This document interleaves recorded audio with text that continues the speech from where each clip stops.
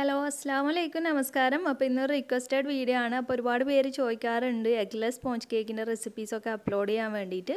അപ്പോൾ നമ്മൾ ഇന്ന് ഉണ്ടാക്കാൻ പോകുന്നത് അങ്ങനെ ഒരു കേക്കാണ്. നമ്മൾ അതുപോലെ ഓവണും ബീറ്ററും മെഷറിംഗ് കപ്പ് മെഷറിംഗ് സ്പൂണ് ഇതൊന്നും യൂസ് ചെയ്യാണ്ട് ഉണ്ടാക്കിയെടുക്കാൻ പറ്റുന്ന നല്ലൊരു കേക്കാണ്. അപ്പോൾ നമുക്കിതെങ്ങനെ ഉണ്ടാക്കിയെടുക്കാമെന്ന് നോക്കാം.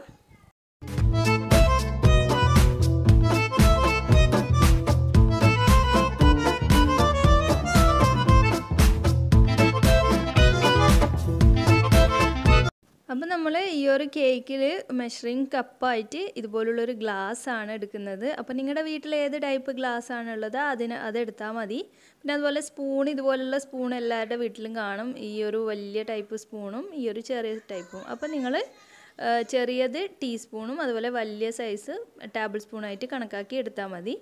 ഇനി നമുക്ക് മുട്ട ചേർക്കാത്തതുകൊണ്ട് നമ്മൾ ബട്ടർ മിൽക്കാണ് തയ്യാറാക്കുന്നത്. അപ്പോൾ ഈ ഒരു ഗ്ലാസ്സിൽ അര ഗ്ലാസ് പാലെടുത്തിട്ടുണ്ട്. ഇളം ചൂടുള്ള പാലാണ്. അപ്പോൾ നമുക്ക് അതിലേക്ക് ഒരു ടേബിൾ സ്പൂൺ വലിയ സ്പൂണിൽ നാരങ്ങ നീര് ഒഴിച്ച് കൊടുത്തിട്ടുണ്ട്. അപ്പോൾ നിങ്ങൾ നാരങ്ങ നീര് കയ്യിലില്ലെങ്കിൽ കുറച്ച് വിനാഗിരി, അതായത് ഒരു ടേബിൾ സ്പൂൺ വിനാഗിരി ചേർത്ത് മിക്സ് ചെയ്ത് ഒരു 10 മിനിറ്റ് മാറ്റി വെക്കുക. നമുക്ക് ഈ ഒരു സമയത്ത് കുക്കറിലാണ് നമ്മൾ ബേക്ക് ചെയ്യുന്നത്. അപ്പോൾ കുക്കറിൽ നന്നായിട്ട് സൺഫ്ലവർ ഓയിലൊക്കെ ഒന്ന് തേച്ചിട്ട് ബട്ടർ പേപ്പർ അടിയിൽ വിരിച്ചു കൊടുത്തിട്ടുണ്ട്. എന്നിട്ട് നന്നായിട്ട് സൈഡിലൊക്കെ ഒന്ന് ജസ്റ്റ് ഒന്ന് ഓയിൽ സ്പ്രെഡ് ചെയ്ത് കൊടുക്കാം. അപ്പോൾ നിങ്ങൾക്ക് ഓവണിൽ വേണമെങ്കിൽ ഓവണിലും ചെയ്യാം കേട്ടോ. അപ്പോൾ ഡയറക്റ്റ് സോസ് പാനിൽ വേണ്ടവർക്ക് അങ്ങനെയും ചെയ്തെടുക്കാം. അപ്പോൾ നമുക്ക് ആദ്യം നമ്മൾ തയ്യാറാക്കുന്നത് ഈ ഒരു ബാറ്റർ തയ്യാറാക്കുന്നത് ഈ ഒരു മിക്സിയുടെ ജാറിലാണ്. അപ്പോൾ നമുക്ക് മിക്സിയുടെ ജാറിലേക്ക് ഈ ഗ്ലാസിൻ്റെ അളവിൽ തന്നെ അര ഗ്ലാസ് പഞ്ചസാര ഇട്ടിട്ട് നന്നായിട്ടൊന്ന് പൊടിച്ചെടുക്കാം.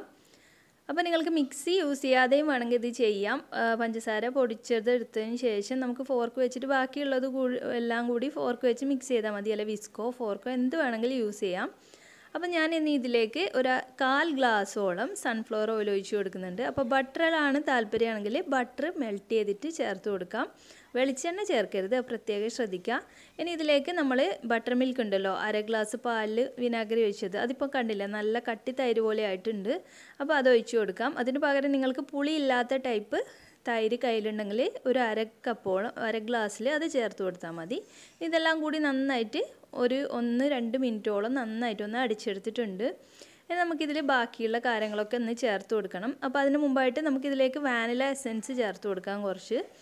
അപ്പോൾ വാനിലയുടെ ആ ഒരു ഫ്ലേവറൊക്കെ വരുമ്പോൾ എല്ലാ കേക്ക്സിലും നമ്മൾ ചേർക്കുമ്പോൾ നല്ലൊരു ടേസ്റ്റ് തന്നെയായിരിക്കും ഈ ഒരു എസൻസ്. അപ്പോൾ നിങ്ങൾക്ക് പൈനാപ്പിൾ എസൻസ് കയ്യിലുള്ളവരാണെങ്കിൽ ഒരു 2-3 ഡ്രോപ്പ് പൈനാപ്പിൾ എസൻസ് ചേർത്ത് വെച്ചാലും മതി. ഇനി ഈ ഒരു കേക്കിൻ്റെ മധുരം ബാലൻസ് ചെയ്യാൻ ഒരല്പം ഉപ്പ് ചേർത്തിട്ടുണ്ട്.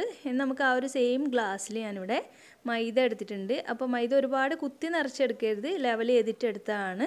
വേറൊരു സ്പൂണ് കൊണ്ട് ഗ്ലാസ്സിലേക്ക് അളന്നിട്ടതാണ്. അപ്പോൾ അതുകൂടി ഞാനിവിടെ മിക്സ് ചെയ്ത് അടിച്ചെടുത്തിട്ടുണ്ട് നന്നായിട്ട്. അപ്പോൾ മൈദ മിക്സ് ആകുന്ന വരെ ഒന്ന് അടിച്ചെടുക്കുക.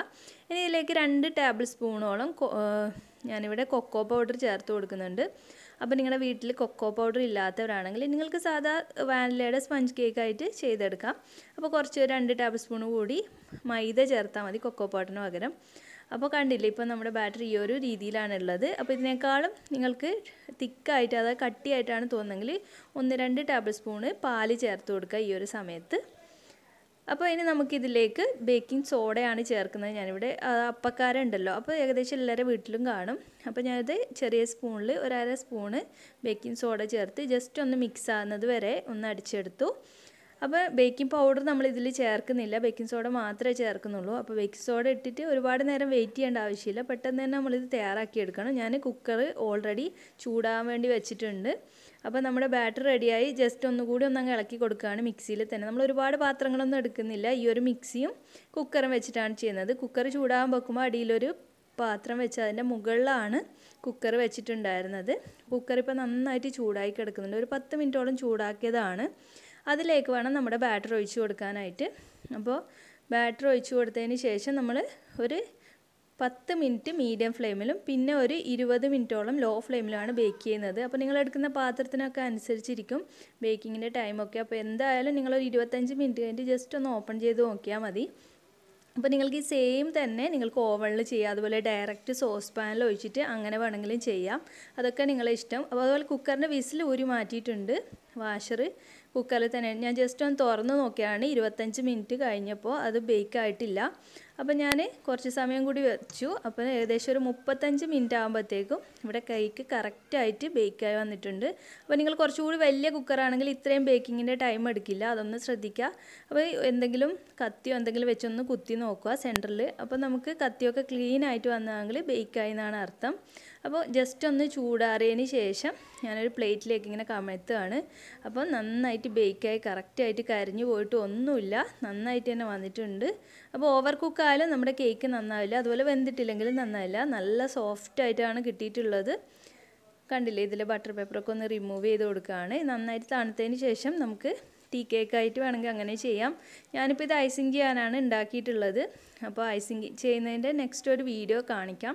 അപ്പോൾ നമ്മൾ വീട്ടിലുണ്ടാക്കുന്ന ഒരു വിപ്പിംഗ് ക്രീം വെച്ചിട്ടാണ് ആ ഒരു വീഡിയോ ചെയ്യുന്നത്. അപ്പോൾ നമ്മൾ ആ ഒരു വീഡിയോയിൽ കാണാം. ഇത് കട്ട് ചെയ്തിട്ടുള്ളതൊക്കെ നല്ല സ്പോഞ്ചി ആയിട്ടുള്ളൊരു കേക്കാണ്. അപ്പോൾ എല്ലാവരും ഒന്ന് ട്രൈ ചെയ്ത് നോക്കുക. ട്രൈ ചെയ്യുന്ന സമയത്ത് എന്തെങ്കിലും ഡൗട്ട് ഉണ്ടെങ്കിൽ നിങ്ങൾ കമൻറ്റ് ബോക്സിൽ ചോദിച്ചാൽ മതി.